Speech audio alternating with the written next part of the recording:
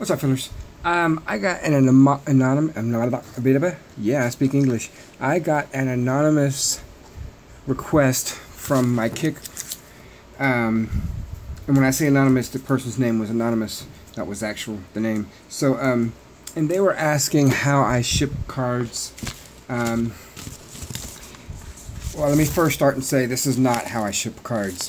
This is the most recent plain white envelope that I got. And it was already torn right here. Some of the cards that I got even had a chip taken out of one of the corners of the card. Make sure I get it all covered up here. The front didn't look as bad, but I mean it was still pretty much eaten by my postal carrier or the mailman office or something. I don't know. So and this one was even sent with it was sent kind of like this in a team bag with 2 decoys, one on each side, and the decoys were even bent and destroyed. So as much as you want to send plain white envelope, it's cheaper. You can throw 1 or 2 stamps on this sucker and be happy. It's just not as awesome as these guys. Sorry, these guys here. This is a simple bubble wrap 10 cushion mailers. Get this at Walmart for $4.95 for 10 of them. It's not terrible. So pretty good. They basically little thin guys like this. They also have the larger ones, which these are ones I actually got from my local King Supers, but I think the duck ones say 0 or 00 on them, but basically 6 by 9 inch, pretty easy. But this is what I use for most generic deals, and I've got a few deals over here that I haven't shipped out, which I'll be doing tonight. So let's say we have one just magnetic. I mean, it's pretty easy, just slide it in there. I put bags on all my stuff just to keep magnetics looking crisp and clean.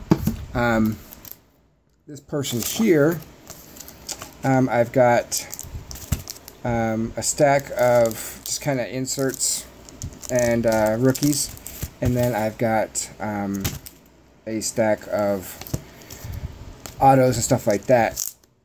A lot of times, to save on space and shipping, I will put lower end and mid end autos and inserts in the middle of 2 top loaders instead of top loading everything, because that sends it from a $2.25, $2.50 to ship it up towards a $3 to ship it, $4 to ship it, depending on what it is. But it's okay, in my opinion, and I've not had any issues with anybody saying there was any issues of putting some inserts or lower end autos and stuff like that between the cards and the top loader. It's got the team bag on it, so it keeps everything together. I take these 2 and I slide them in the bubble mailer. Ta-da! It'll take quite a bit to ding these up. I mean, I have seen these destroyed as well. I mean, there's no foolproof way to do them, because they're, like I said, I have seen even bubble mailers get mangled. But one thing you want to do is, even when sending one card, which I'll pull one of these over here, even when sending just one card, say I'm trading off this Cordero Patterson, numbered to only 100. It is available, by the way, guys. I still put them in basic generic team bags. Let me grab those.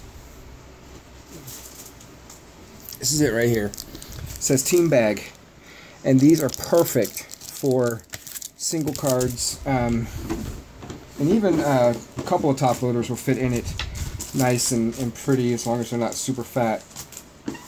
But it is a simple little, you know, like this. You get the card. You find one it does not already have. There we go. Kobe finger. Put the card in. Take the plastic off. Flip it down. And that helps it in these bags here. That helps it so that when it is traveling around, in the case of some of these that are not perfect, oh, look at that, see that guy just slid right out. So let's just say Ryan Williams was in this, shoved all the way to the back. and then it hit a few bumps this way. Before you know it, this part of the card is sitting at the top here, and it can get bent really easily. That's why I throw it in a team bag. As you guys saw from this one here, blue tape is used occasionally. Not bad. I mean, Scotch tape works too. My thing is sometimes with tape, if this slides forward, that can stick to the tape. It's, you know, not drastic, but it can happen. So, you know, team bags to me seem like to be the best. I also use sometimes One-Touch graded bags. I use those all the time for my graded cards. Or not graded. One-Touch resealable bags. These are used for the One-Touches. There we go, for the magnetics. I do have graded team bags, which I put on my graded cards, that are yay tall. They seal right there. They're really good for multiple amounts of top loaders and stuff like that. You can get a lot more in there. But you know, that's the major thing, is making sure that your card is secure. Nothing is going to stop everything, but a bubble mailer is awesome. It does the best at protecting most everything. A little piece of plain white envelope paper is not going to stop everything. Not going to stop very much at all. So that is my main focus is bubble mailers and top loaders, and team bags to hold stuff together. If you don't have a local card shop with all the supplies and stuff like that, I know my local Walmart sells the top loaders and the penny sleeves occasionally. You know, throw the card in the top loader and put it in a Ziploc baggie, or put a piece of tape on it. I mean, Ziploc baggies with tape around the outside help as well. Help keep just keep it together, because that's the main thing. Because trying to fold this in half is pretty hard. But if you're just doing one card, let me grab one that's already damaged. Yeah, this is the card here. This card was in the that plain white envelope, but you can see, I mean, a single card will fold, bend, super easy. When you have multiple cards together, it's not as bad. Top loader with single cards. Anytime a card is, like, you know, valued at 15, 20 bucks more than that, I'm definitely putting it in top loader, because worst thing in the world is to ship something out and then have it get damaged in the mail, and then you're looking like a dork. So also, I send all of my stuff with tracking. If you've gotten anything from me, it looks like you bought something on eBay, because I go through the back door of PayPal and eBay and use their shipping, and it's a little bit cheaper for me, and it comes with tracking. I recommend tracking only because there are people out there that will get your card in the mail, and then they will say, I didn't get it. And I just don't like seeing that happen to people. So if you start sending with tracking, costs you an extra buck to ship, but you know, I think it's worth it. I've had a guy ask me where the package is, and I'm like, oh, you didn't get it yet? And he goes, no, I don't think so. And then I say, oh, well, it has tracking on it, and it says it was delivered to your mailbox yesterday. Oh, well, maybe my mom has it.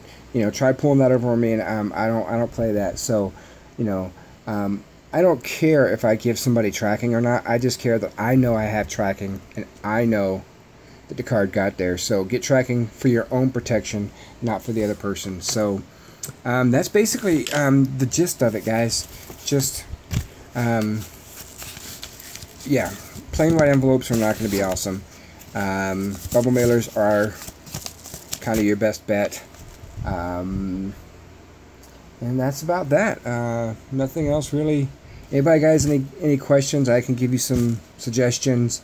If you got some suggestions for me, or you think I'm totally wacko, please let me know, because more than likely I am in most aspects of life. So yeah, guys, have a great day. Thanks for watching.